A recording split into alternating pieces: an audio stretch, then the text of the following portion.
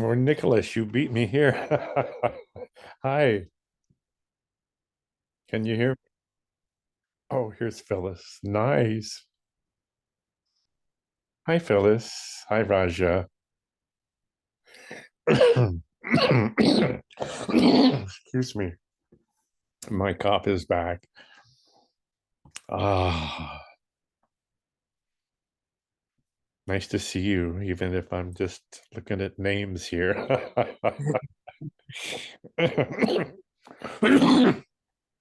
Hi, Raja. Hi. Oh, my goodness. Oh, Phyllis. Hey, Hey, beauty. hey, Nice to see you smile. yeah. Hey, Kaboya. Ah. Um, how are you doing now? How are you?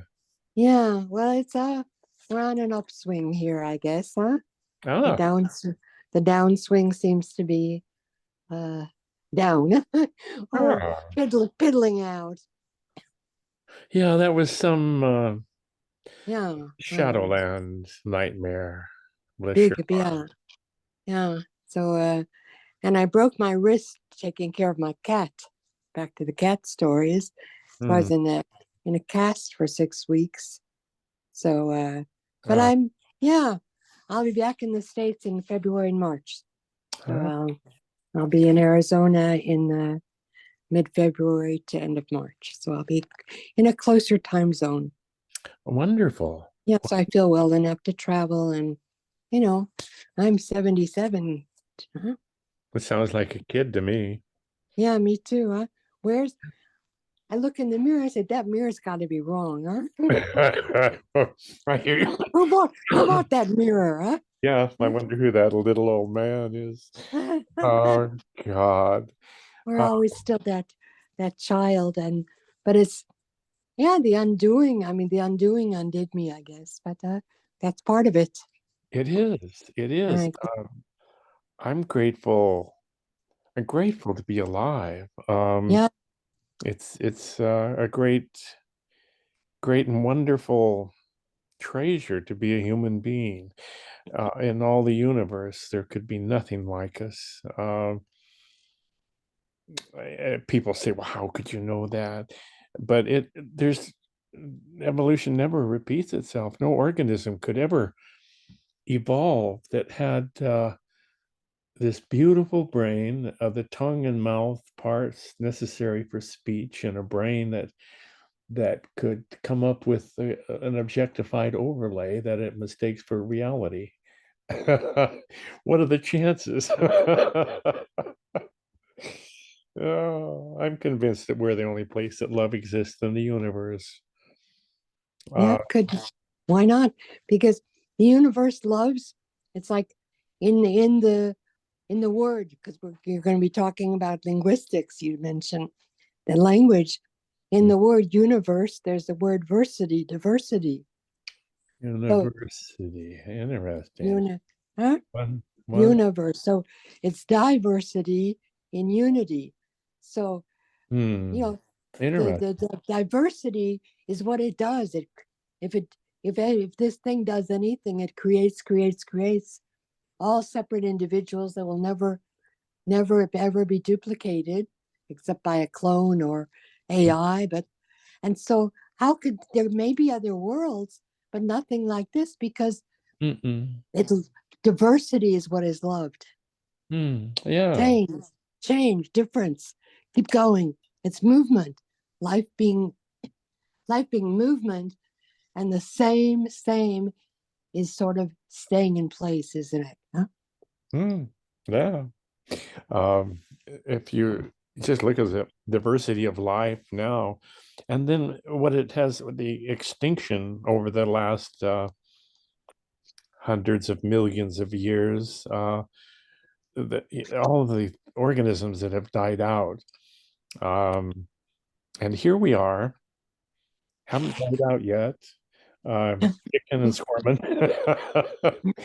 um, I'm just amazed at everything and then amazed at my own amazement. What other brain could come up with that?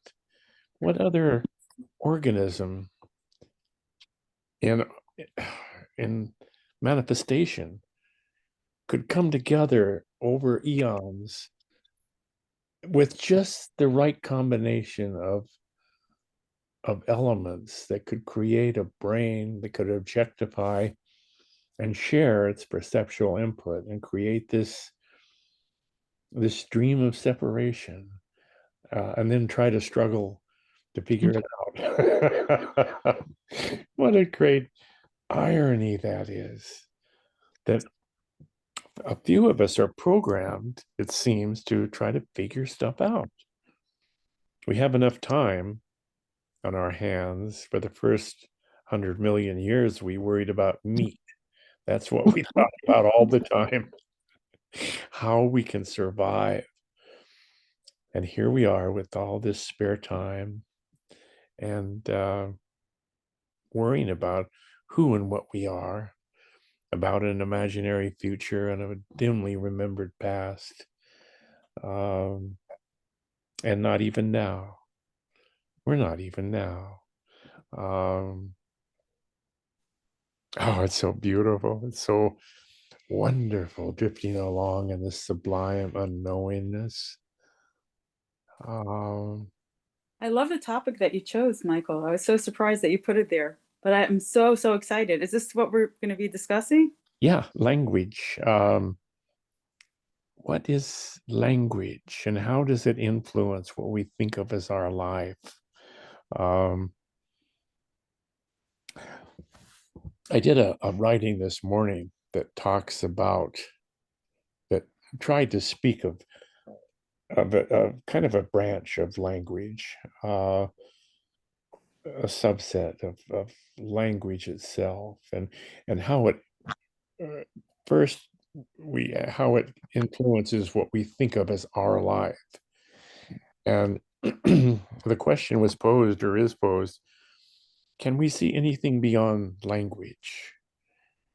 Is it possible to conceive, for what we think of as our brain, to think of anything beyond named objects?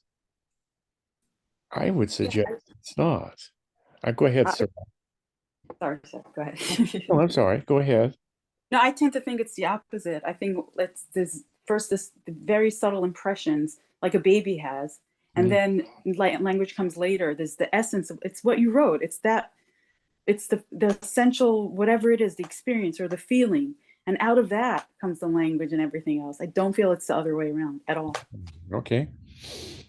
I would suggest that language is imposed upon that child mind. That a child grown up with wolves, for instance, there's a few cases of that, or at least fairly well documented cases. They can be brought into what we think of as our world a little bit, but once that window is gone, here's Darren Nicholas. Oh, look at you, Darren, your beard. Look at your beard. You're so beautiful. Hello. Hello. You beauty. How are you doing? You. I am okay. Yeah. Is your room spinning, or is that my room spinning? Yeah. I knew it. I knew it. Your oh world. My God. Oh God. I'm gonna fall. Down the rabbit hole. Yeah, down the rabbit hole. Oh, here's Carol, and Saran, Nicholas, and Darren, and Raja. Oh, the rabbit hole. We were talking this week about language, and I would posit that there's nothing that the objectifying brain can see beyond language. And people say, well, I have feelings. And you say, well, what's the name of those feelings? They say, well, I feel like, like this upwelling of love. And say, yeah, we call that this upwelling of love. Can we can the brain that we think of as ours, once it's brought into this, what we think of as the adult world, the named place, can it see beyond that? Somebody mentioned infinity this morning. And I mentioned kind of jokingly that my infinity stops at about 6,000 miles. But we came up with the word infinity to try to solidify our concept of endlessness. And we cement that into what we think of as an object that we can grok by giving it a name. But of course we don't. We don't know what infinity is because there's no such thing. It's just an idea. Language limits us to named objects. That's our only world. A bat's world is limited to clicks. And so our world, I believe, or would bring up as a subject this morning, that we cannot see anything beyond language. It's our prison. It's the only place we exist. And yet it is broad and beautiful. And those who speak more than one language have words that don't translate. So they live in kind of two worlds, a subtlety of French, the subtlety of language that are outside the Romance languages that are twice removed from us. Rumi is translated, but we catch, I think, the bare essence of what Rumi was trying to articulate. This, like most meetings, if someone would like to speak, if they would raise their hand, it would be fine. That'll eliminate crosstalk. Thinking about this, what's the impression? What's your individual, or if you would like to share what you think of as language? Is it something that can thought see beyond language, or is thought intricately the same thing as language? We can only think in language. When we're thinking, my brain is always, or this brain is always, it seems, thinking about these ideas, and it tries to articulate them as best it can using its rather limited vocabulary. I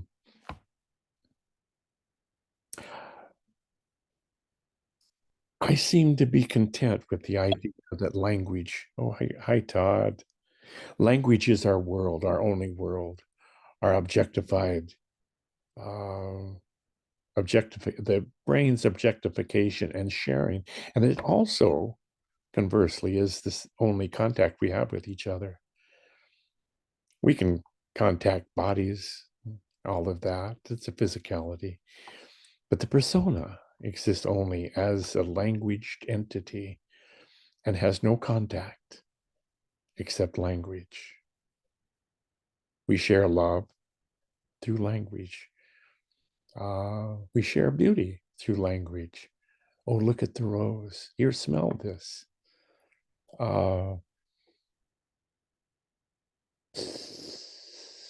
Somebody had their hand up. No. I had my hand up, but Okay. Oh, I wasn't sure. I mean, so I wanted to say that I think there's something that we could access, that we experienced as infants, as children, before language. And that's the original content of us. It seems like there's something there that's primary to language. And we all are familiar with that. We all know it. And that's it's undefinable. It doesn't cut things up. It looks at everything as one thing. And then later, as adults, we have the personification of that. So we communicate through that personhood. That's could only be thoughts and language. But there is something there, some primary substance that I think we all could connect to, and that's there before, and that's actually everything and emanates from that, I think. I like that. I like that as well. Actually, just to jump in what Sarah said, feels like that both are at the same time. the persona, and what might call the emptiness of a child's eyes are sort of happening at the same time. I would, oh, Vanessa, um, I would say that leaving the garden is speaking to this, that once we leave the garden of the blankness of childhood, the open-eyed wonder of a fluid colors and shapes and sounds, once we leave that, it's gone. And I would think that all of our quest is trying to get back to that innocence, those of us who seek, and imagine this childlike innocence of a world unspeakably unspeakable. That our quest through language is trying to get, our longing is trying to get back to that. And of course it can't. Once it's gone, it's gone. I don't know, though. I wouldn't say that. I would say it's not gone. It's just there's a way of describing it. Well, there's a description, so you can describe everything that appears, but the child can't.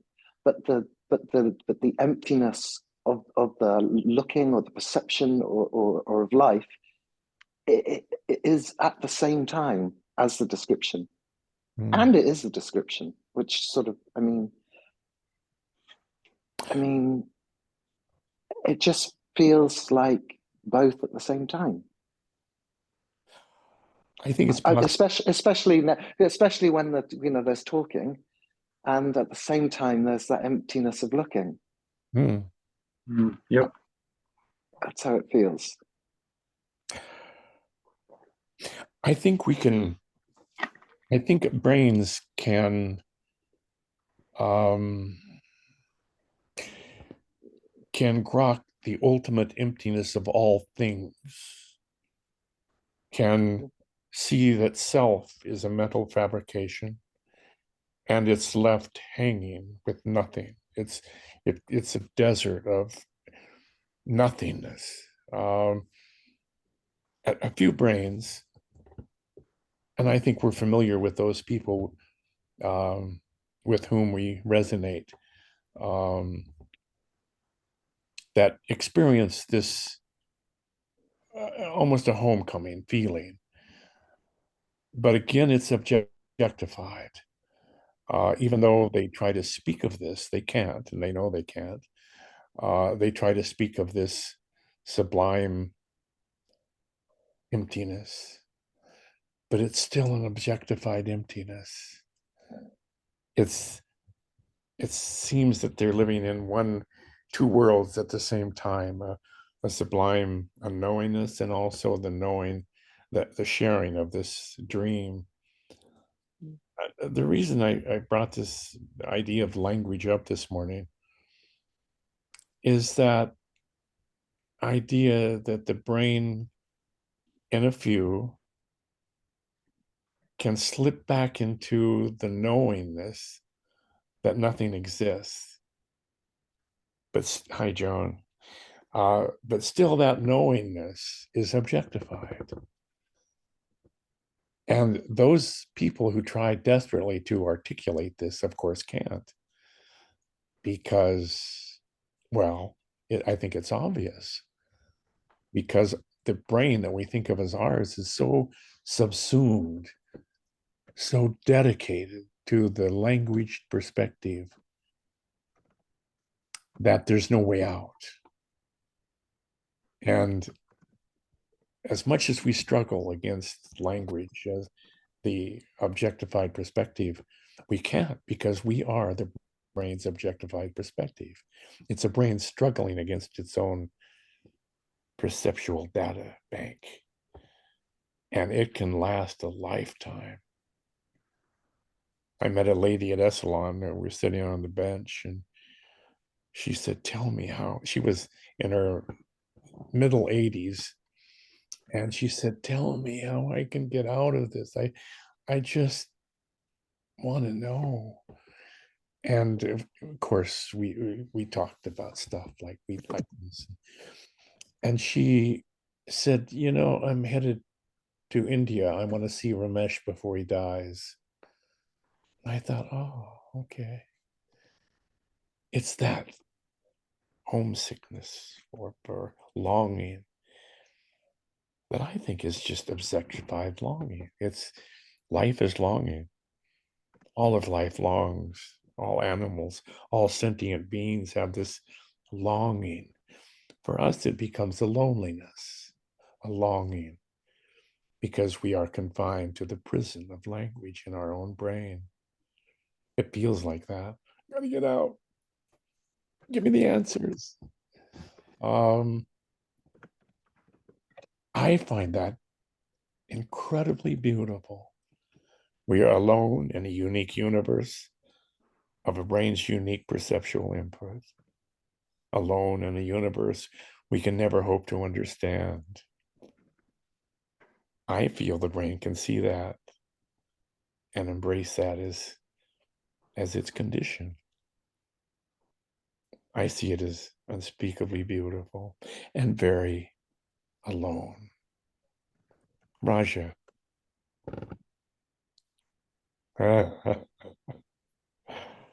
Hi, everyone. Nice to see everyone. Yeah, I think language.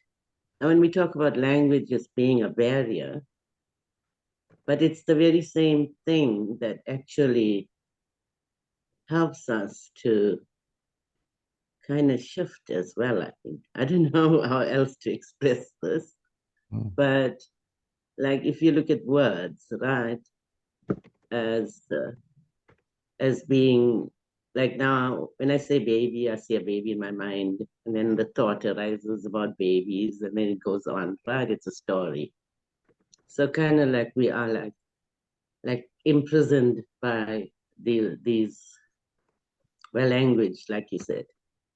But at the same time, the use of certain like language also helps us to rewise the brain in a way. I don't know if I'm expressing that properly. I mean, like certain words that you read, right?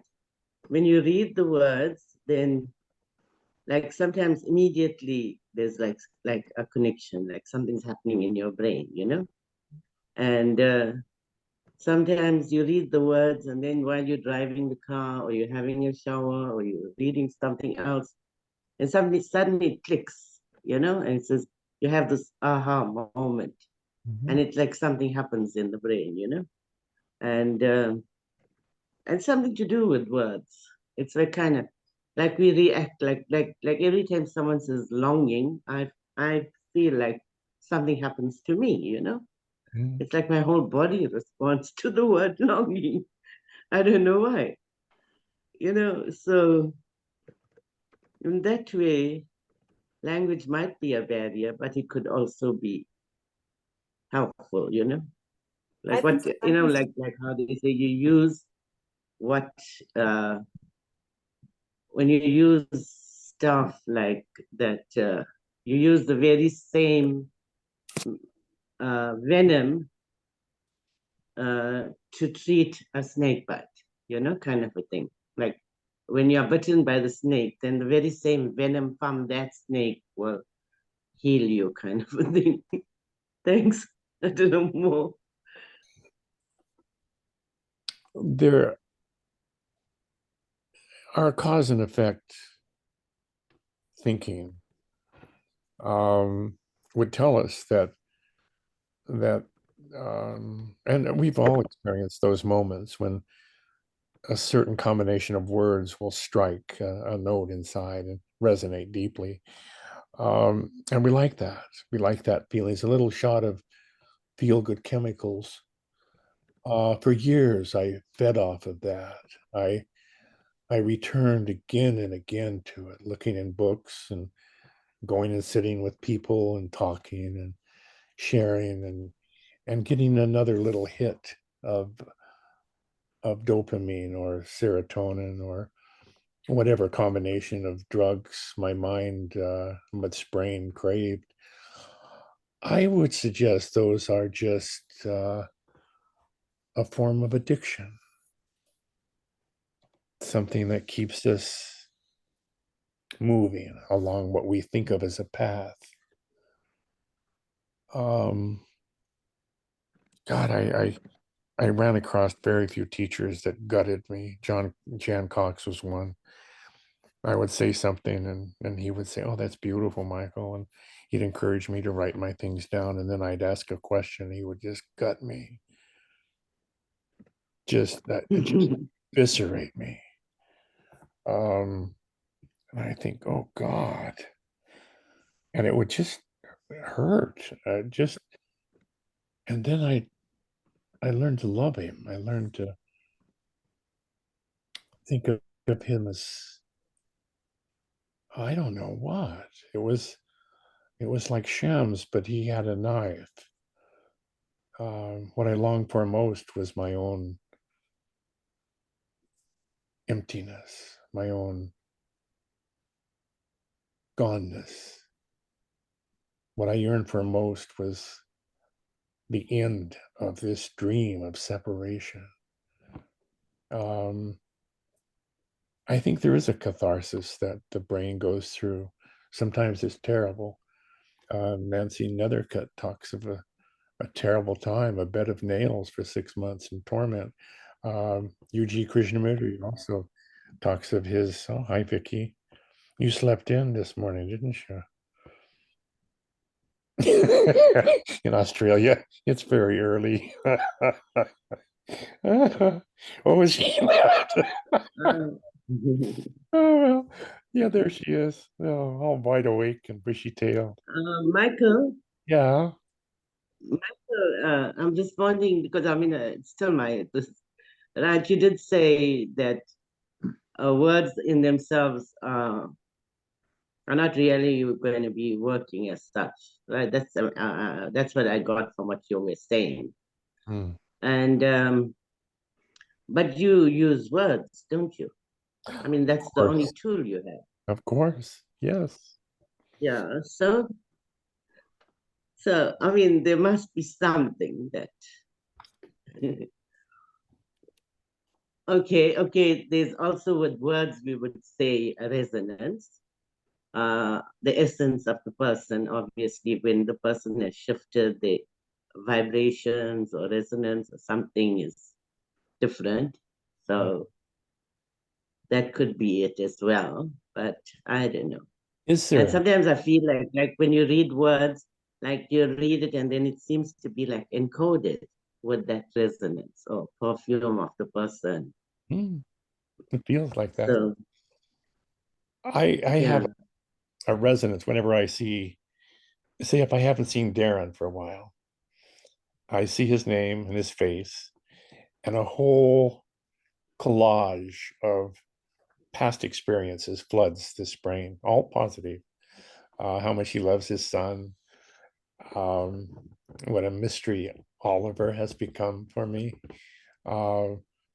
Delightful relationship with a father and son. All of that picture I painted is a pointillist painting of Darren. So I get a rush from that. My brain likes that. It does with everyone here. It gets a rush. Phyllis and I Oh, have a story together. We have, Michael, I'm sorry. I have to just jump in quickly because I saw Oliver today and he said, I'm going to Austria tomorrow, Austria in Europe. I said, oh wow. He said, I'm going skiing.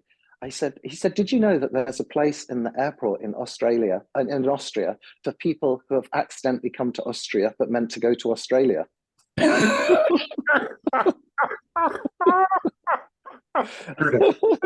that's so funny. A special place. I looked it up. Apparently, there isn't a place. I looked it up, but apparently there is a myth that there is a place in the airport. Oh my God, I love that. Yeah, where am I? Oh my God, that's so beautiful. And it's beautiful that Oliver, oh, look who's here. Vanessa, you're so beautiful. That's that rush I'm talking about. My brain is actually flooded. And I look at Todd and I see faces that I'm not terribly familiar with, and the rush starts to form. The more I know about you, Vanessa, I have a pointillist painting that looks very much like her picture, and her daughter, who I knew when she was much littler than she is now, and the love she has for that girl, that beautiful girl. Um, those are pictures that I have of you, but they're pictures, they're objectified feelings, and all of those things create the pointillist painting in my brain, in this brain, of you. It's all incredibly beautiful because of this language, the memories that are encoded in the form of a language. Scarlet is the name of her daughter. That's an objectification. I've seen pictures when she was little, as cute as a bug. And I see her as now a teen or a preteen. And I see her one day screaming, "It's my life." And Vanessa laughing. Because we've talked about that. We've shared those things. And that's a good thing when a teenager screams, "It's my life." They're developing power. They're learning to be separate. It's the first stage of separation. All those things, language. Our world is beautiful because of language, not in spite of it. Because we limit if we were like when you're driving, if you were thinking about driving, your brain would have so many choices. God, it would just be, but somehow we can think about stuff while we're driving. The brain takes this flood of information and funnels it down to a tiny point of objectification. That's our world, that tiny view, our bat clicks of the world. We click out a word, and then that tree becomes a tree, a mountain becomes a mountain, a dear friend becomes a dear friend.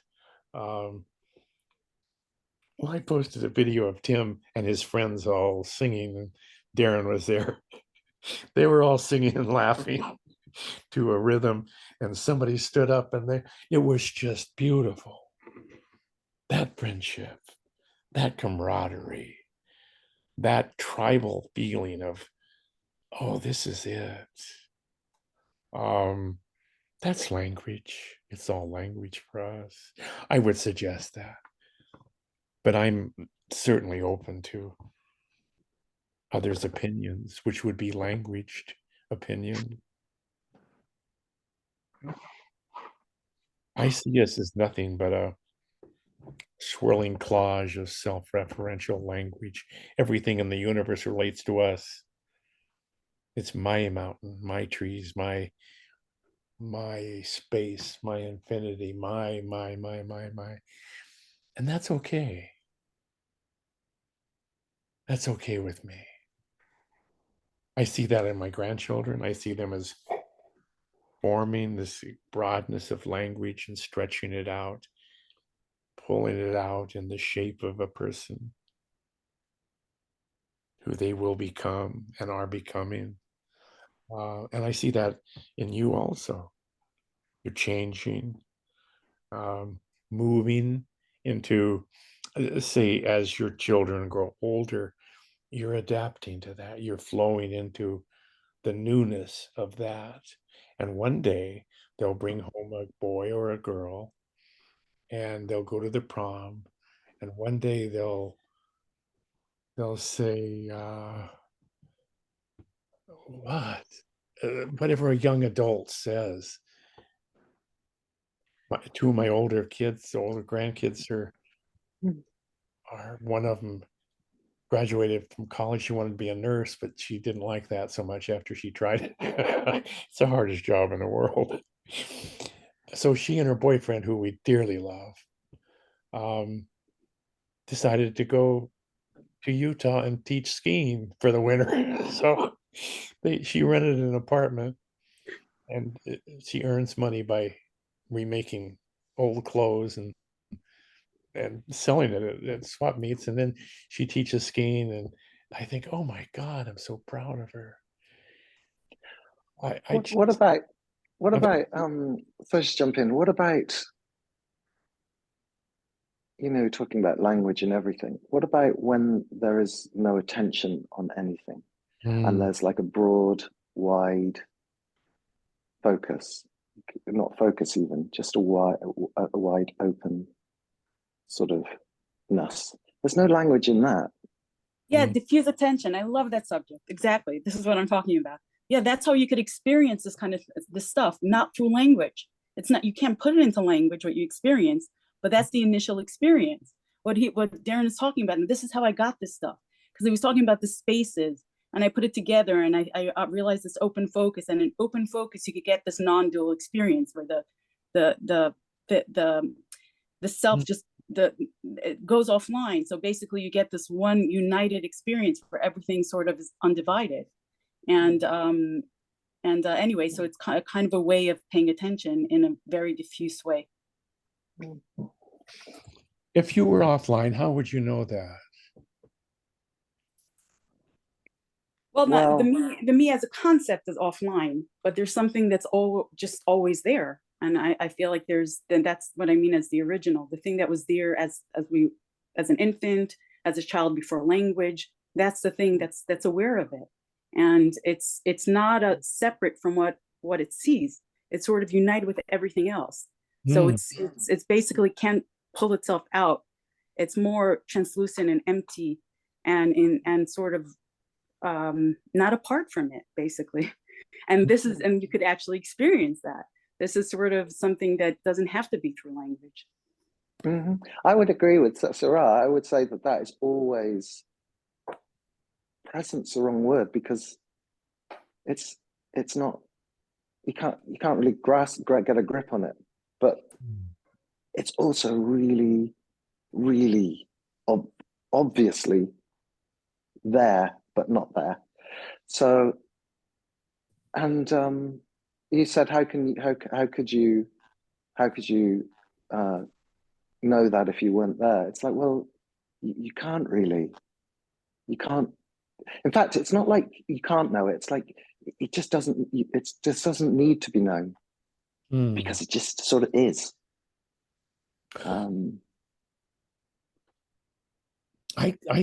I believe what you're saying. I think that every brain is so unique.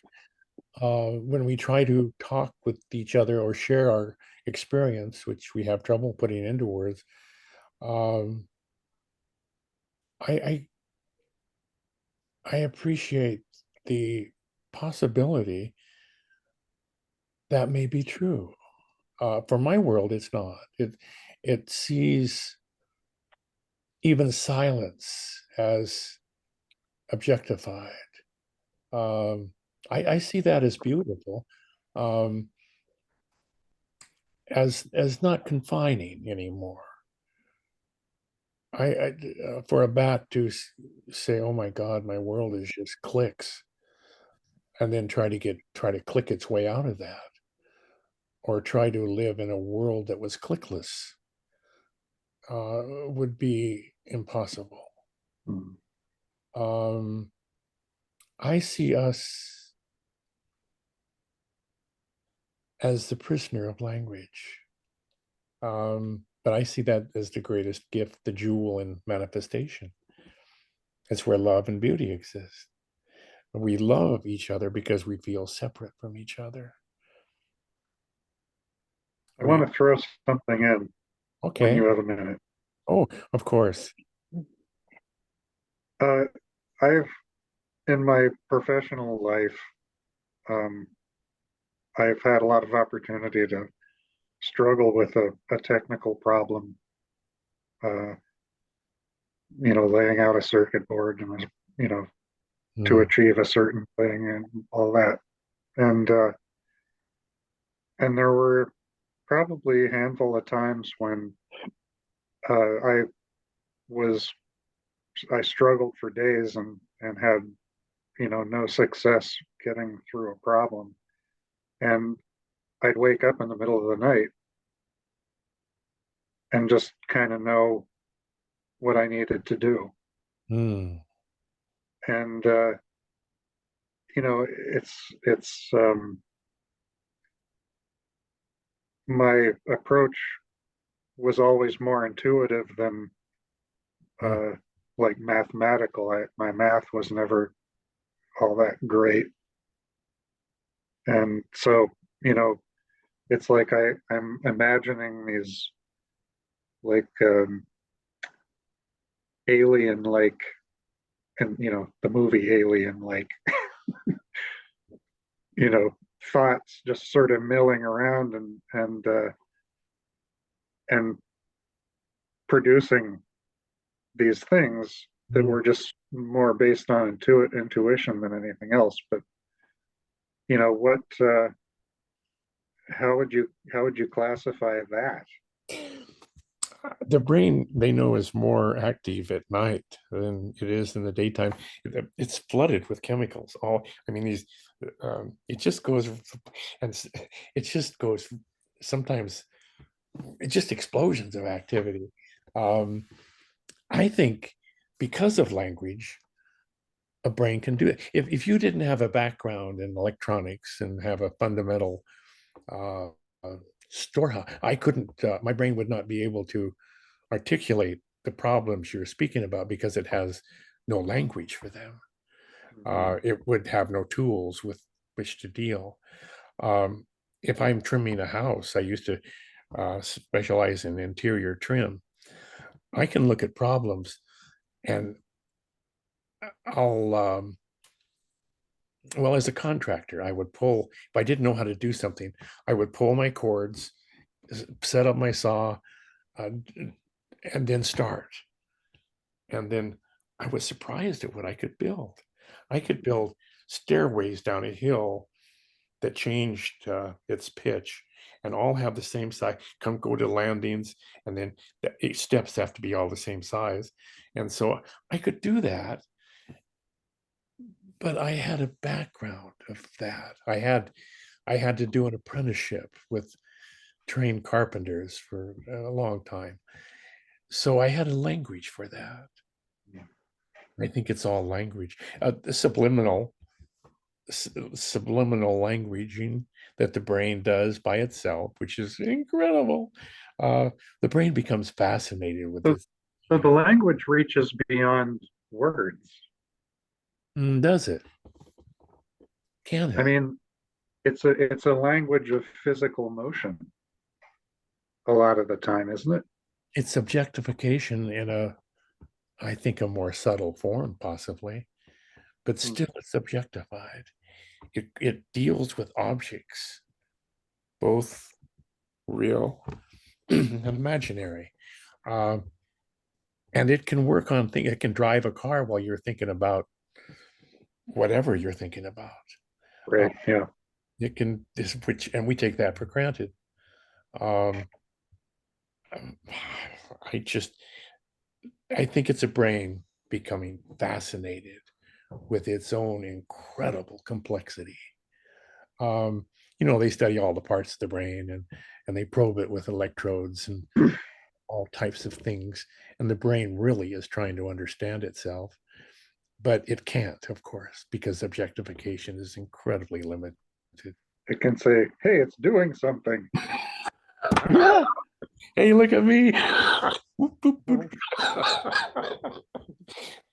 So what's going on in the brain in a baby, pre 6 months, before language, We before can never know. concepts? We can never I know. mean, what is that? What would you describe that as? You can't. Preconceptual. Yeah. What is it? Just is it just like basic functioning? Seats, Observation. eyes, ears.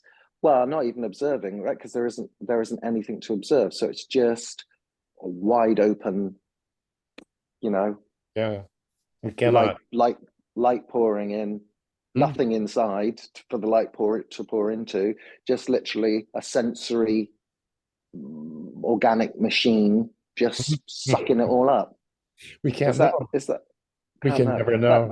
But I would say, why would that change? Because it's the circuitry is overloaded and atrophied. That ability is gone after it's covered. Well, it's why would it be gone though? It doesn't make it doesn't make sense to me that anything would change in that way. That it would just be the same with the overlay, the conceptual overlay. say if a brain of a young Muslim who has to memorize but- the Quran. But it might feel that it's gone because of the consensus. Since the overlay might feel that it's lost something, and that all that has gone, and it's just become the overlay, or it's just become the prisoner. Yeah. But actually, that nothing has changed. You can wallpaper the wall. But if I say this, I mean, don't hate me, Michael, but it can't be gone because anything in the brain cannot be like. It's like anything in nature; it can't be stamped out. Basically, that's just how it is. So no, of course it's not gone.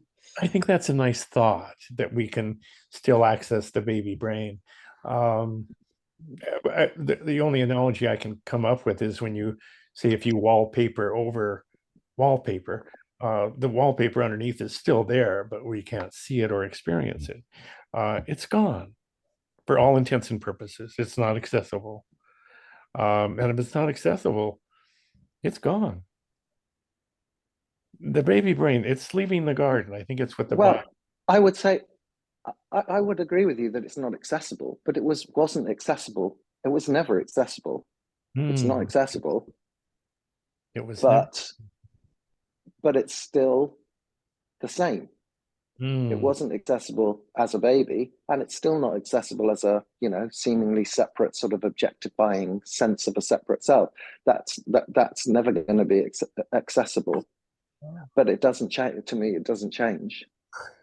The brain when you were in the 4th grade, is that accessible? Is that, or just the memories of what it was like? Can you experience life as a 4th grader? No, but I would say that as a 4th grader, this wouldn't be any different. The mind or the boy would be talking about it in a different way, and definitely wouldn't be talking about this, because without a doubt, it would just be very much a little boy person viewing the world from inside outwardly. But is it still there? But I would say that it just stopped noticing. Well, actually, okay, so I think that conceptually, concepts, you were talking earlier, I think Todd was talking about, or Sarah was talking about how concept can change the sort of, I guess, the brain's view of what's going on. So a concept can, Razi was saying how it can shift your sort of, perception's the wrong word, but it can shift, and you can suddenly see that you are seeing something from a different way around. And I think it's the same with that baby gaze or that openness, which I think never goes away. And conceptually, the objectifying self can play with these ideas and these conceptions, and sometimes they can shift, and it can be recognized again that, oh, that actually was always there. I just didn't notice because I was so much in the concept. So it's still in a sense, the separate person that's noticing the emptiness, but the emptiness itself isn't I don't know. That's so difficult. Yeah, it is hard. It gets very slippery. Yeah. Say memory. It was like taking a lump hammer. We're talking over each other here.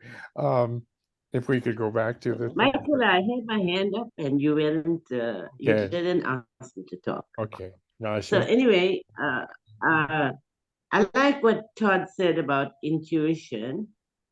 Sometimes, like, you have a feeling, there's a feeling that something you know, and then that's like prior to concepts and prior to word, you know. There's a feeling there that tells you, oh, there's something wrong, like, you know, you take note of this, something, you know. So there's no language there. And also, like when we communicating, like I'm looking at Vanessa now, and I smile at Vanessa. There's no words there. You know what I mean? There's just a body language. So body language can also be used to convey stuff without words. And then obviously, then we're looking at now, there are people that speak so many different languages, you know, like French and Italian and everything. So now, how would you communicate with someone who's only speaking French and you are English speaking, you know? Yeah. So how do you communicate? Yeah. Sign Because language. there's no language there, no? We use sign language or other means of objectifying. They think that language started with signs, and even now that's a carryover when people start talking with their hands. Again, speculation. I think when the brain shifts gears, which it does during sleep, for instance, but it can shift gears into a modality that Todd was talking about, how it's a problem solver. And some brains are very good at this. DNA was discovered that way. That he had a dream of double helix, which is quite amazing. But he also had a scientific background out of which that double helix emerged. He also had an objectified picture of the world, incredibly complex, moving, growing, scintillating, pointillist painting, objectified of the world. Nobody, no layman, I don't believe a carpenter could come up with a double helix. His brain was thinking about this stuff, obsessed with it for years. And it came up with a double helix. That's part of the creativity of the human brain. Yeah, maybe that's how it could put into external manifestation. So through that, so it has to be there. And I agree, language is the way we create, you know, we meet each other in those worlds. At the same time, I do think there are certain impressions that are there primarily, and they're very subtle, and they're kind of, and on top of that, we kind of, then the mind tries to understand it, and it puts language over it, but there's initially something there. But what did you say about how he came up? I forget what you were talking about, but just made me think of. Going back to this baby view of the world, say the brain's picture, our picture of the world, is based on memory. That's the only thing we have is memory. And that's the way we reference what we consider to be our past, or the way the brain has access. Memory is an objectification. A baby, the reason you can't remember what it's like to be a baby is because the baby doesn't have memory. It does. My granddaughter, when she was very little, 1 year old, touched a candle. We weren't watching her close enough, and babies, she reached out and touched the candle, and she only did that once. There is a bodily memory, which is perhaps what Darren and Raja are speaking about, a bodily type of primitive memory that relates to the physical world. But it cannot relate to the world of incredibly complex named places and things and people. When we learn to write our name is about the age where it dawns that we're separate. That's where the first big bang occurs. When we have enough words to feel separate from the world. That's illusory. It doesn't really happen. But we can't go back to the baby because there's no memory of it. There's no. That's interesting. It's interesting what you say about bodily memory. Maybe a little bit because it's so obvious that it's so obvious that this emptiness of seeing, and I wouldn't even call it seeing really. But maybe there is a bodily memory of that, and a story of that emptiness existing in time. Like it's the same emptiness as a baby, but that would be a story I would be telling. Maybe there's a feeling. Well, there's definitely an obvious feeling that it would have always been the same, as long as I've been alive anyway. That this hasn't changed, that emptiness in the looking. And then, there's a character that bobs around and talks and tells all these, there's the brain doing all of its stuff and objectifying and stuff. But the hearing and the seeing and particularly the seeing. But even to say it's seeing, it seems to be too much, because there's definitely, there's an appearance like a picture, and then there's an objectified sense of a self that could say that it's seeing this picture, but that feels like just a story, just an overlaid story, that there isn't really even any seeing. So, and you can't even really say that eyes are looking. You could say that but, and that is happening at the same time as all of the objectification. Or it's happening as the scene, like the personhood, or what were you saying?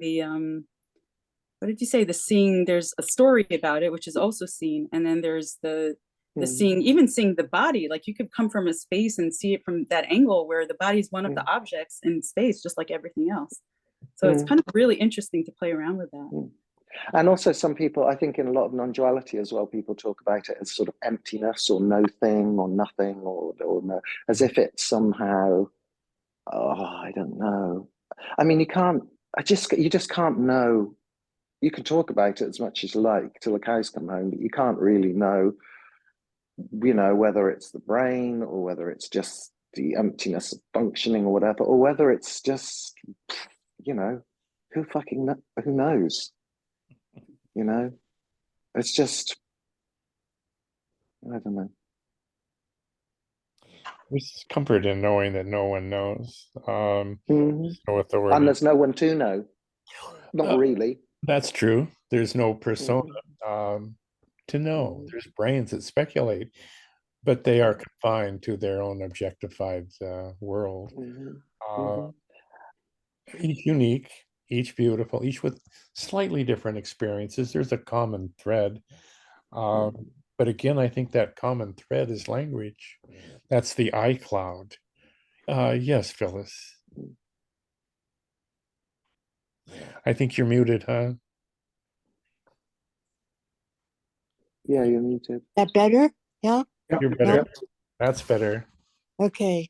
Yeah, it's such a vast subject, a whole graduate studies programs on neurosciences and language and linguistics.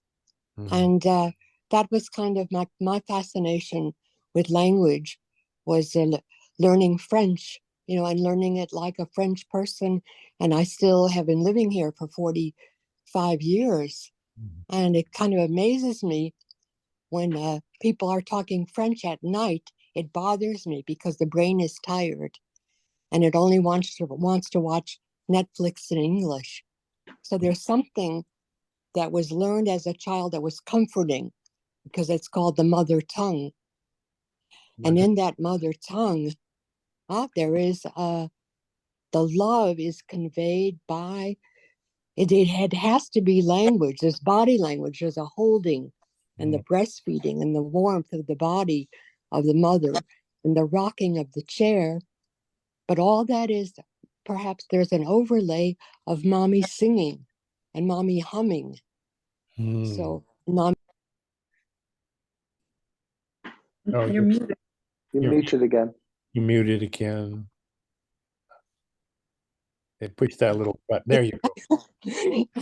So those words are charged with that memory of the baby memory of love.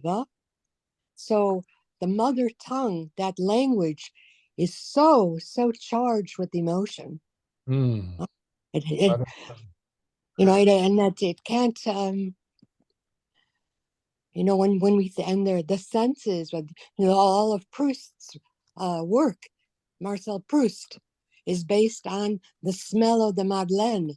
It is not the naming of the Madeleine, it's but the sensation, the child's sensation. Yeah. And to explain it to us, he must write 10 books.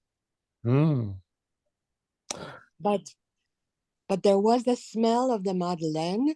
There Mm. was the feeling of the comfort of the mother's breast, of the mother's hug, Mhm. before there were the words. So it's kind of like some of it's chicken and egg thing. It's kind of, it gets kind of iffy, but we can only convey it to each other through that language. And I've also, and people admire those of us that speak 2, 3, 4 languages, but you can say the same stupid things, the same ignorant things in lots of languages. I remember I had a colleague who was Cuban, and he wrote articles, and he was very intent on getting tenure at a prestigious university. I think it was either Cornell or Yale. And so he had the same article published with a different title, but the same meaning, but the words were different, but not different in like 5 or 6 different Latin American countries to pop up the TV. So it was like, he wasn't smarter. He was just using language, which most of us use it to manipulate others. It's a tool. It's a tool that I would agree with you, that we've evolved to have. It's necessary for someone to say, don't go that direction. That's where the lions are. Follow me, yeah? And and we needed that for the survival, some kind of language. And then something else I wanted to, there's so much, it's so rich, because I have 2 grandchildren that are perfect bilinguals. I am not a perfect bilingual, because a perfect bilingual learns a second or third and fourth language before puberty. Right. Something happens, it can be, it's way after identification, where the brain, there's something that happens in the brain, because before puberty, all languages that are heard. My grandchildren went to a French school in Washington, D.C., but live in an American English-speaking neighborhood. So they learn both. There are 2 mother tongues then, you see? And they both are imprinted in the right brain, which is where intuition comes from, where art comes from, drawing, singing, all those things maybe that rely less on words, those things that are soaked up with mommy's milk, the mother tongues. There can be 2, there can be 3 or 4 of them. Whereas I learned French when I was age 12 or 13. I started learning because I just thought it was fun, but there was something else behind that. So I'm not a perfect bilingual. Oh, I'm good. I'm very good. But I learned French like we learn history or geography or math. It is beautiful. not a mother tongue. So that absorption of all those emotions of of mommy's milk and daddy's hug and Yeah. daddy's voice when we don't know it. And they've shown that children in vitro, when the mothers hear Mozart and Bach, they recognize it, and it soothes them when they are babies. Before there's language, but Mozart needed, there's, so the music is kind of, Darren will have knows, we all know this, there's a knowingness of it, that the music is like the highest vibration before there is no sound. So in the beginning there was the word, before the word there was nothing. Oh, There was light and darkness, maybe. beautiful. And then there was the word. And God became the word. So that word is the vision. It has to be. And the word became flesh. Yeah, yeah. And so that's language. And somehow it has to do with I don't know. There's so many questions And it's fine for me that I don't know. Mm, It's perfectly fine because I've been in graduate school, lived with intellectuals for 30 years, and I see the futility of much of it, but it can bring you to the point of I don't know, which is they say it's where you can end up anyway, yeah, it's true. huh? Oh my goodness, that's beautiful, Phyllis. What a beautiful share. I love the idea of mother tongue. Uh, Yeah. yeah, the fascination with breath is Mhm. There you go. yeah, it's Mommy, no yeah, one can replace that. yeah, That feeling. You can describe it in your words, but maybe the baby kittens have that same sensation as mm, suckling, but they will never be able to express it and share the beauty like we do between us, among us. that's true. That's true. Beauty and love as a thing Mhm. exists only because of language. Yeah. Uh, nature is brutal. It's violent. Survival. There's no love in nature. There's no love in dinosaurs.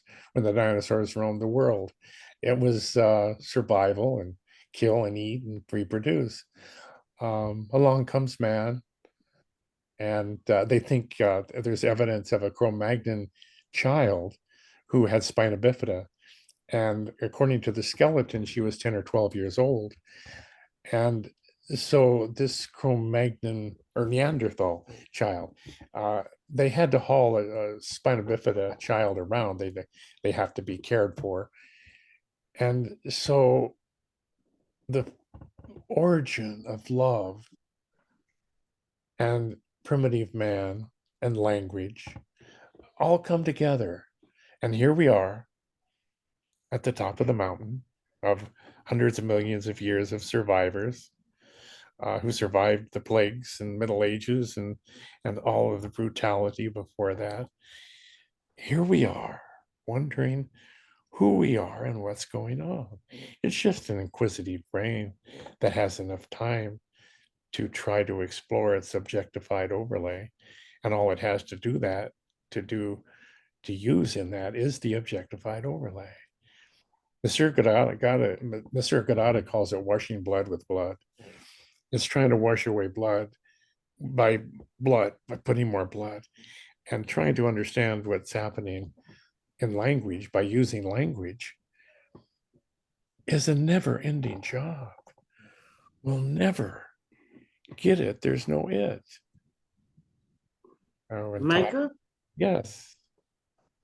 uh, like like from what Phyllis has said and what you are saying, right? We looked at like language is necessary then for us to navigate the dream. I mean, without language, how would we? You Yeah. know? The And language. then, I mean, like Phyllis also said that language can be used to manipulate people. Mm, Manipulate. oh, Yeah, I don't know if that, sure. yeah, I mean, if you look at Hitler and Goebbels and, Oh, things, I yeah. mean, they did use language, yeah, to Sure. manipulate. Look at all the gurus And who manipulate. yeah, and the gurus as well. But Yeah. it's not my choice. And If we then the eliminate, other point that, like Phyllis said, first was the word, right? And then obviously the next part of that was, and the word was with God. Mhm, And then the word became flesh. mhm. Yeah, I think what the Bible's referring to there is God is the brain. God is the creator of the objectified overlay. Um, Ye are gods is another thing the Old Testament says. Um, all of that is hints. It's wisdom teachings like Buddha and Christ and even Mohammed, um, seeping down through the ages. Um, did you get a new dog, Vanessa? No? I'm house sitting for my friend, and this is her puppy. Oh, he's missing somebody, it looks like. Yeah, He he's needs- only 9 months, so he's just a bit. Oh, he's so cute. yeah, snuggling. Oh. Um, but it's only complex because it appears complex. Um, the complexity exists only in the idea of complexity. We're again searching for something that doesn't exist, using language for things that don't exist, and it's a never-ending circle cycle.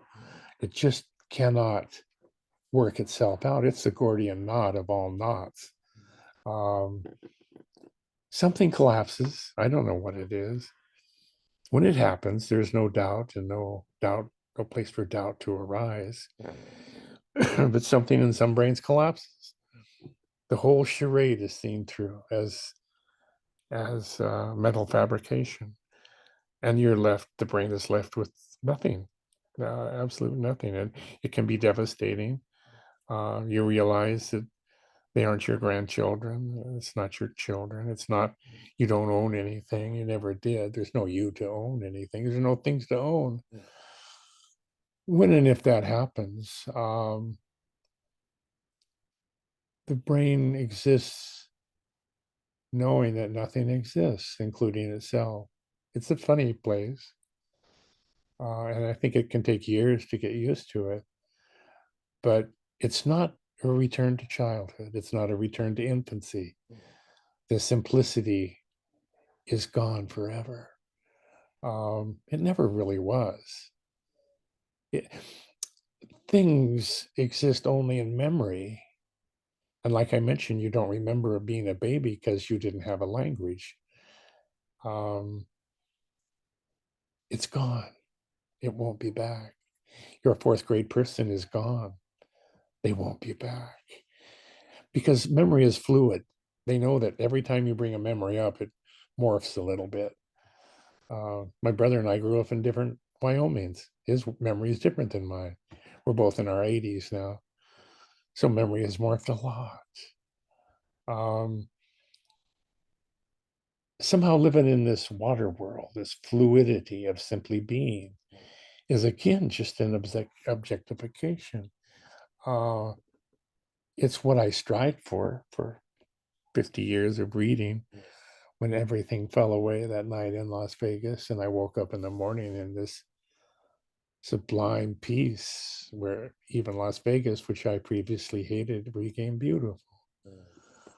Water and grass and trees and people and slot machines. Everything was so beautiful. Nothing's really changed, but I don't feel it's the innocence of childhood. It's the innocence of knowing that choice doesn't exist, that judgment is gone. And most of all, judgment of myself.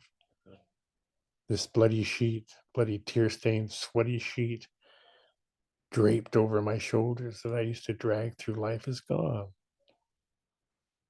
I see myself as sublimely innocent, sweet baby Jesus. I see you as innocent, as beautiful examples of human beings. Full.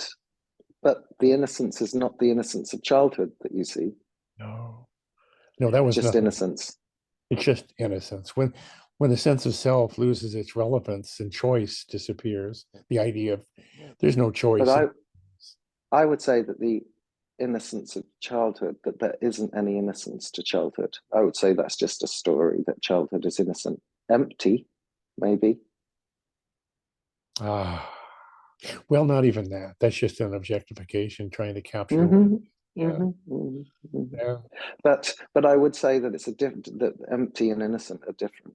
Innocent sort of implies that there's some purity to it. True.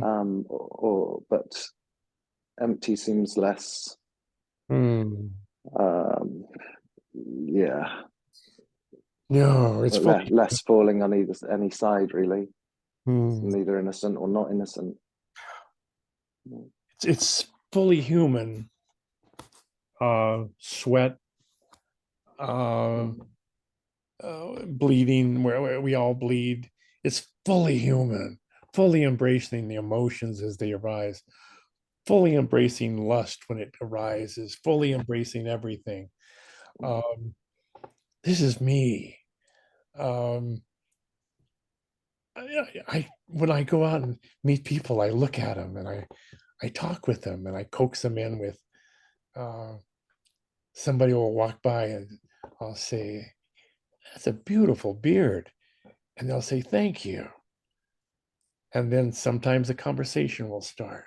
Oh, I just there's a key to get into someone, you to get into their world, and it's beautiful. Would you say because there's no barrier, so because it's empty, it's able to absorb into itself? It's so there's not like a kind of superficial or artificial sort of line between you and the other person.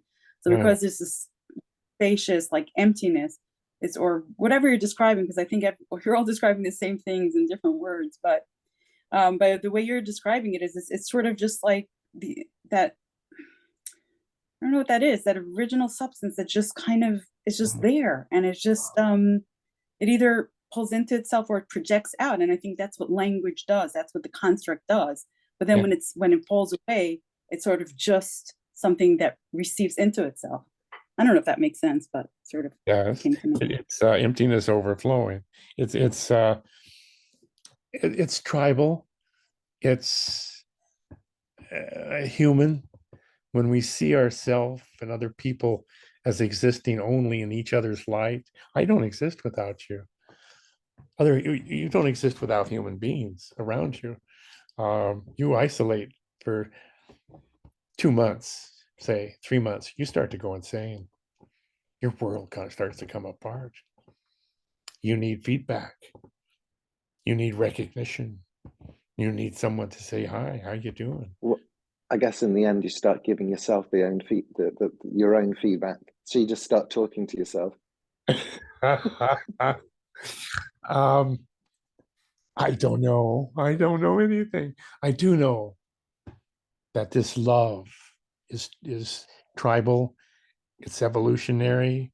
It evolved probably because life as a human being is too hard without it. It's too hard to be human. We know we're going to die. We know everyone we love is going to one day die. We know our pet, our cat will die someday. And many of us have been through that, the loss of loved ones. It's hard being an objectifying mind. Without love, I think it would be unbearable. I don't think humans could survive without it. Nicholas, you had posted something. Would you like to elaborate on that? It's okay if you don't. Maybe not. It's okay. Can I say something about love? Of course. So I think what just came to me is I think love is not necessarily an active thing. It seems to be something where it just doesn't push out or push away anything that comes in it or toward it. It's sort of, it's not necessarily kind of from what you're describing. It just seems, wow, I can't formulate the words, but I just got that sense of it. Where, yeah. Yeah, the Bible says the beautiful things about love. It goes through a lot of different things, and it says, "Of these, the greatest is love." It's the cornerstone. It's the wedge of an arch that holds everything together. Tim talks about love. It simmers down to love. It's lots of different words and thoughts. And for me, it's a tribal affinity. It's realizing that without each other we don't exist, and I call that love.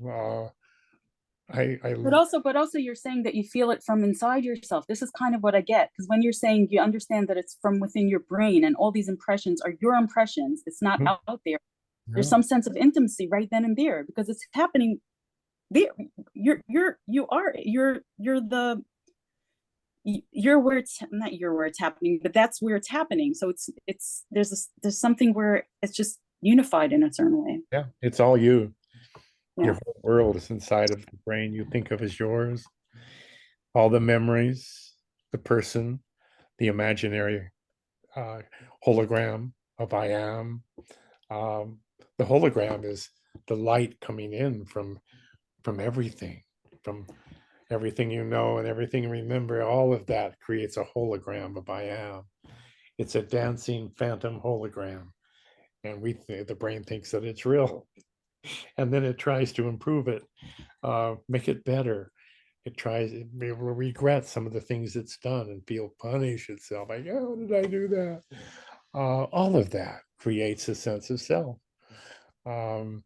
Somehow the brain can see through that, and it spends the rest of its life dancing through the dream,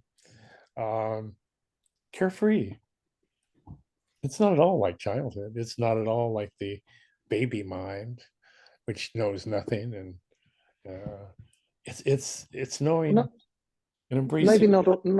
maybe not always carefree though. It's sort of more like Yeah, you're right. it can be not carefree too, and it could be painful, or it could be uncomfortable, or it could be True. anything really.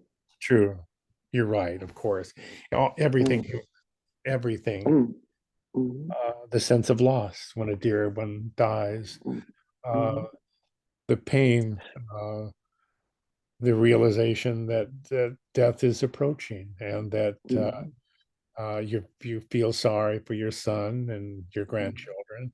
And while all of that is happening, it's not the innocence of childhood, but it's the emptiness of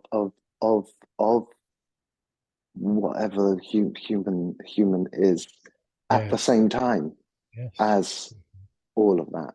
I would say the whole. I wouldn't say. I know. I'm mentioning that because you mentioned a few times the innocence of childhood, and when I was talking about childhood earlier, I didn't mean innocence at all. Not at all. Innocence of childhood, emptiness, but not innocence. Yeah. Yes. I mean, you could say innocence, or you could say love. True. You could say emptiness. You could say,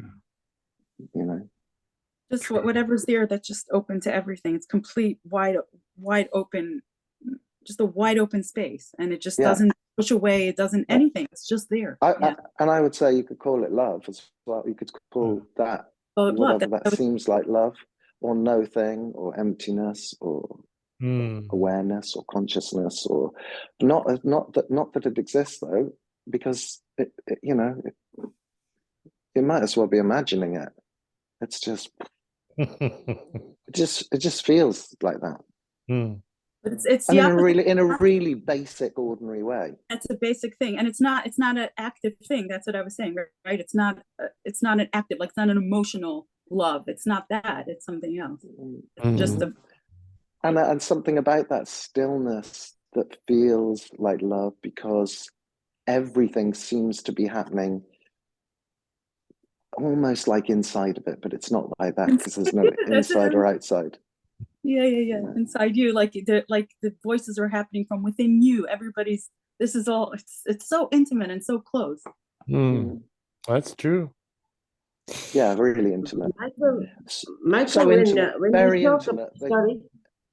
I was going to say very intimate. When you talk about innocence. Sorry. Sorry. Wait, can I hear the last bit? You would say what? I was going to say very intimate, but at the same time, it's sort of obvious that there is no intimacy even. Yes. Well, because there can't be, because there would have to be two for there to be intimacy. Maybe I mean like immediate, or just right something.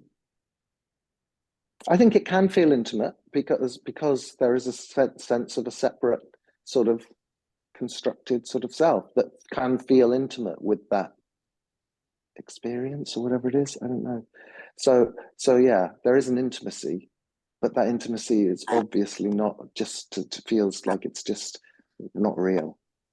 Yeah, because that's what Michael was saying, right? It could only be created in the world of language, and the still beautiful. Yeah. Exactly. Yeah. Yes. It's desperate too. Sorry, it's desperate too. We can put the name beautiful on it, but when I was in a psychiatric ward, that wasn't beautiful. The only words that could come were inadequate to express a feeling of desperation, of the total loneliness. Mm. The honeymoon with Mm. with the bliss that had lasted for over 10 years. Mm. The bubble I had remember. popped, gone, Mm. boom. Mm. And that desperation of that full total loneliness, that things were only looking sparkly and glistening and all those beautiful, those were experiences. Those were and they're beautiful, and we love sharing them. And that's what gives us those dopamine spikes that keep us going for 50 years to non-duality meetings and seminars and retreats and et cetera, et cetera. We love it because they're like-minded people, and we feel less desperately alone. But Mm. finally, we are desperately alone. But that we can drop the desperately. That can drop away, and there's only the alone. Huh? Mm. And True. it's just an acceptance, because all that blissy stuff, it's all beautiful, butterflies and rainbows, but those are just experiences, and they're dopamine hits. And the Mm. brain wants them more. The next seminar will give me that hit. Mm. The next thing Michael says, well, it's going to light up my world, huh? Come on, baby, light my fire, right? Huh? I agree with you, Phyllis. I agree with you, Phyllis. I think it's just everything. Mm. It's the joyous of joy, and it's the darkest, deepest shit. And maybe Yeah. it's just Michael, capacity of all of just it. It's one just, thing, Michael, I never got a chance to say was absolutely everyone is innocent. There is no guilt attached to Oh, anything that we do. it's true. Word and all actions are not really actions as such. So there's no guilt, you know? Yeah. So in that essence, I mean, in that way, we all are innocent. Yes. You understand? We all Yes. are, and we act out of innocence. And that innocence reflects back on our own. Yeah. Innocence. We become the house of innocence. We are innocent. We are always innocent. Anything, but there's no choice. So of course, everyone. I think that love is a generalized compassion for the human condition. I look at you and I see that. I mean, life beats the hell out of everyone. It's impersonal. It doesn't even know we exist, and it's hard. It's really hard. Just there's no point in life that's easy. And so this generalized compassion for human beings, to me, is the love that it all boils down to, and compassion for ourselves. It's all ultimately an inside job. Mm-hmm. Like I mentioned, my Vanessa lives inside of this brain, my Raja, my Joan, my Nicholas, my Sarah, my Phyllis, my Darren, my Todd. It's my Todd, my people, my tribe. It's me. So I love you in the sense that I relate intimately with how hard it is to be you. It's not easy to raise a child alone. It's not easy to raise a child. It's not easy to hold a job. It's not easy to do anything human. It's hard work. I just love, but it really breaks down to self-love. Simmers down to loving ourselves. When I Yes, do, when I'm sorry, when we see, when there's a seeing, a feeling that we are innocent of all guilt or all responsibility, then how can anyone else be guilty? It's all the same. There's no one guilty, because guilt implies shame, implies, you know, blame, guilt, shame, blame, all that goes. When that goes, we're all innocent, as Roger said. There can only be innocence, that's because true. it's a whole game of free will and choice, and and razzle dazzle me, and all that jazz. It just is it's the Wizard of Oz. It's the the nobody driving the dream bus. It's all that stuff. There's nothing, no? But Mm. there is that compassion for this human being that now knows, wow, 77. How will I make it to 78? And then will I make it to 79? And then do I want to? Huh? You care, you know?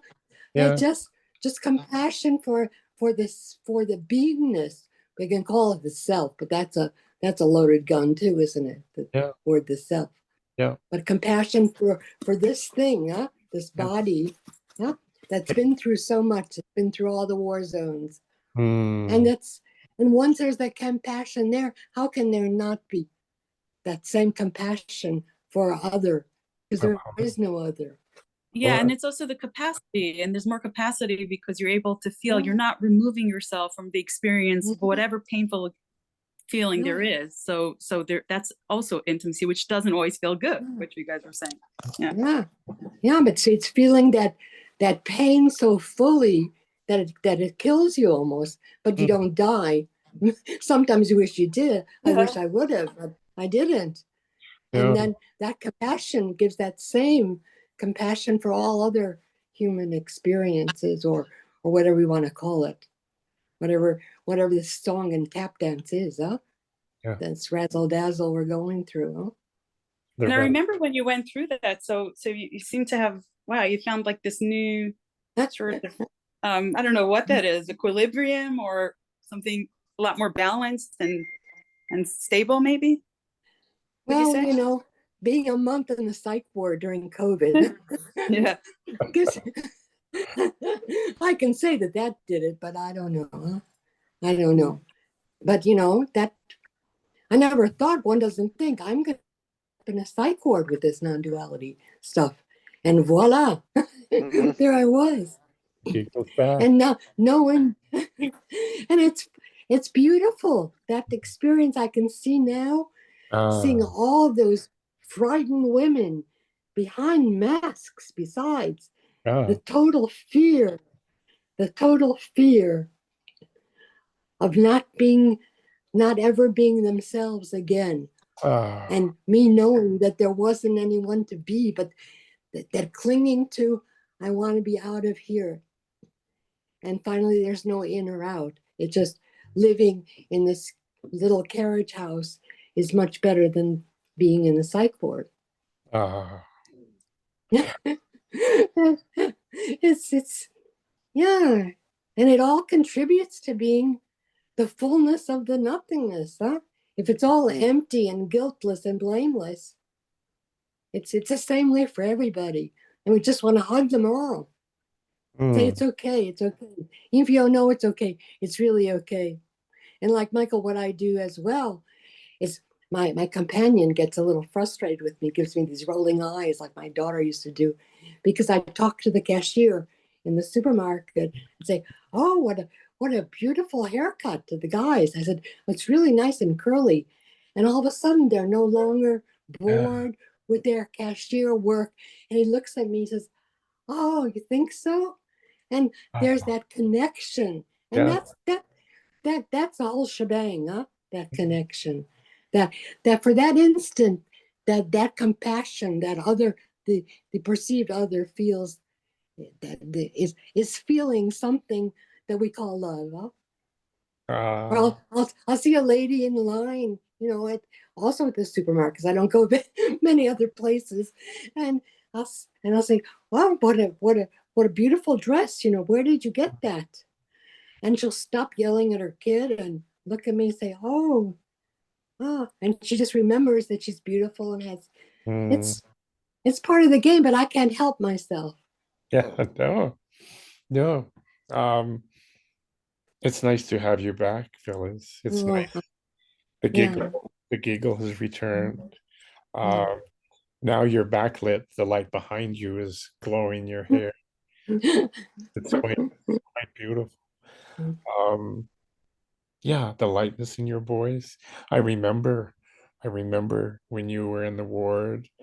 You were at a meeting once, and you were talking to a lady in French, and then you were talking to meeting, and you switched back and forth, and I thought, Isn't she magnificent?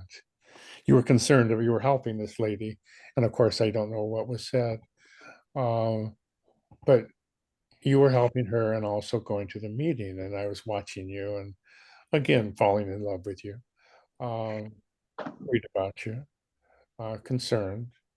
It was a long time for you. I tend to think that heaven is just a little bit on the other side of hell.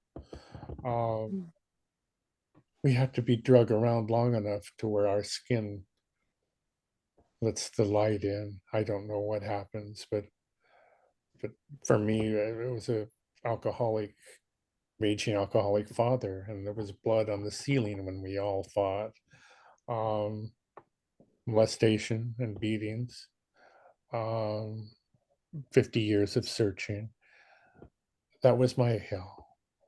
Um, everyone has their personal hell, and it doesn't have to be. I've heard much worse stories than mine. Uh, there was there's a group called Adult Children of Alcoholics. It's people who grew up in terribly dysfunctional homes, and some of the stories are just so horrendous that I would not ever tell anybody about them. Um, unbelievable harm people do to their children. And the recuperation of these people over therapy and loving and is sometimes amazing. Sometimes people appear to be broken beyond repair. I don't know. I knew a lady in one meeting who had the most terrible story. Her father was a veterinarian, and she wouldn't let men get closer than 10 feet to her. And she wouldn't look people in the eyes. And after about 3 years, she said she was going to buy, she was wealthy enough to buy 200 acres and put a house in the middle. And the day she left, she looked at me and made eye contact. And I thought, well, isn't that wonderful? And I watched, she had a 12-year-old daughter, and she started walking towards me within the 10-foot radius area. And she was shaking.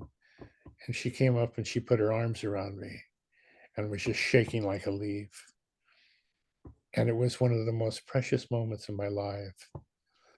I started to cry, and her 12-year-old daughter started to cry. She hadn't seen her mother do that to a man. Um, people are courageous. We're all warriors. Just watch what would happen to a pacifist mother if someone hurt their child. This mother bear comes out immediately and will do anything to protect that child. They would kill another person to protect that child, no matter what they believe about their passivity. We are warriors. We came from warrior. We we are warriors in our blood. People are heroes. These people in adult children are just. I talked at Dove's houses for battered women. They wanted a man who would come in who wouldn't fall for their tricks, and because they all learn how to manipulate men, and they do that with sex. So I talked to mothers who had violent husbands, and of course fell in love with all of them, their stories, and and most of them would go back to their husbands. It's what they grew up with. It's what they knew. And I would cry when they go back. This great compassion for every human being we see. Toddlers are little warriors. I love little boys. I love. There's a nurse on who taught at a Catholic school. She said, "I like the naughty boys best. The little naughty boys. They had fire. They were on fire. They broke the rules.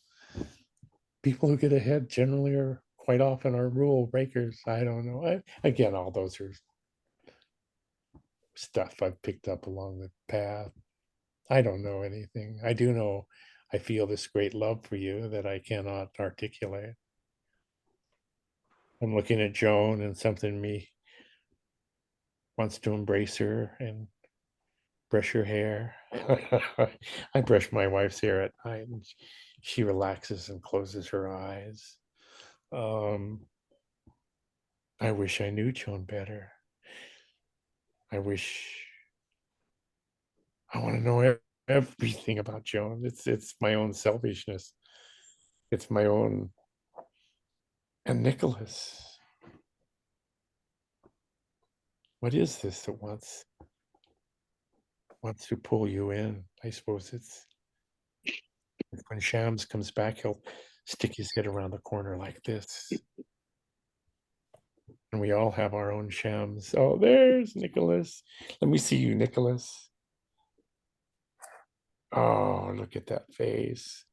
Looks like a Rembrandt. Oh, beautiful. Gosh, our time is up. It's gone. It's so lovely to see you. It's like sitting around a campfire. Campfires of home. Hmm.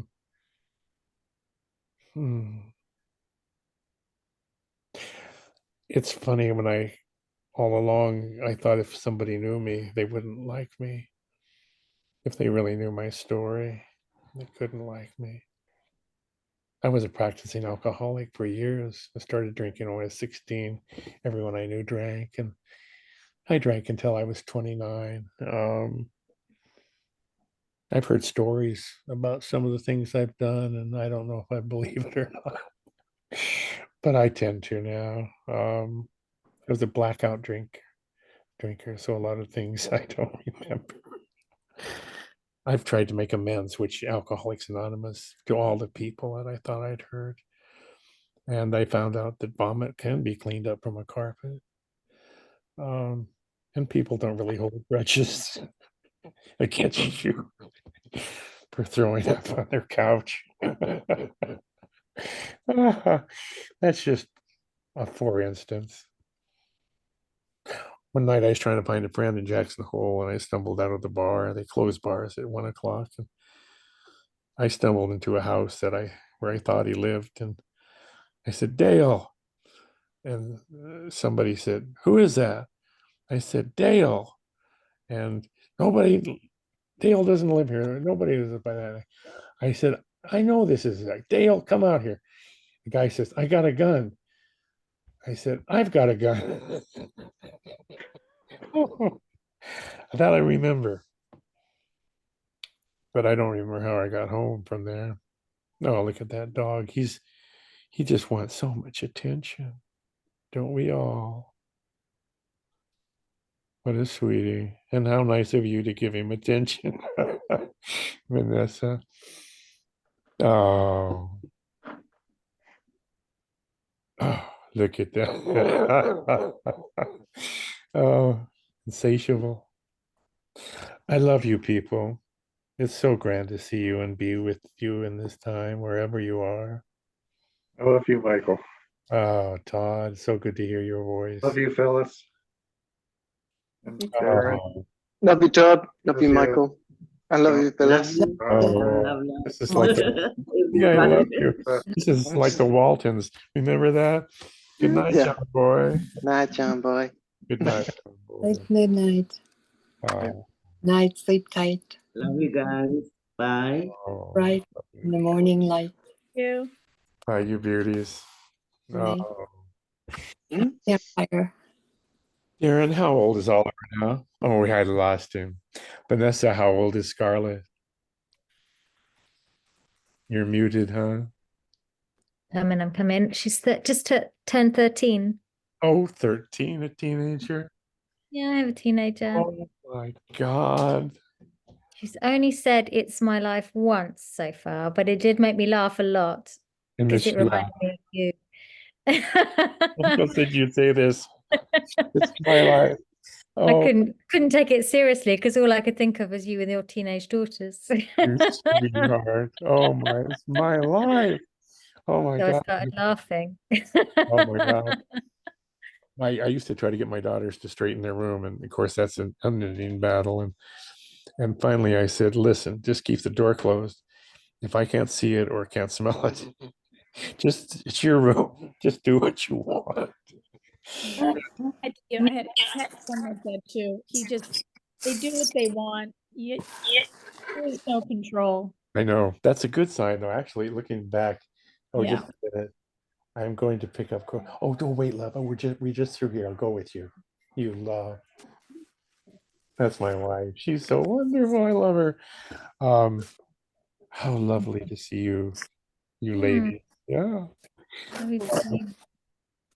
Joan. Yeah. I'm not feeling well. I have mononucleosis. Bless So your heart.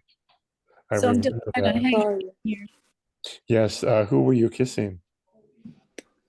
Ah, It used to be called the kissing when I was in high school. It was always called the kissing disease. And if I had mono and somebody says, "Oh, you've been kissing," and I thought, "Well, what?" And I was so shy that Remember that. Mhm. yeah, I hadn't been kissing anybody. You sweetheart. so you do what you can when you have energy, and the rest you just kind of hang out. I mean, I know. looking at the mind and what it wants to do with the body, and the body's like, no, not doing that. I Give know. me, Yeah, that's my life now. the body's like, no, not, so you just do what you can, and with the bursts of energy that you get. And The burst of energy. Yeah. Oh my God. here in North Carolina, North Carolina. Oh my. it's pretty state, and it's an overcast day. So It's you're in Colorado or California? I'm on the central coast of California, um, halfway between San Francisco and Los Angeles. It's a very isolated little village, really, 6,000 people. It's got oaks and pines, and it's always 72 degrees here. It's just a wonderful little microcosm, very Are you Mediterranean. near Cambria?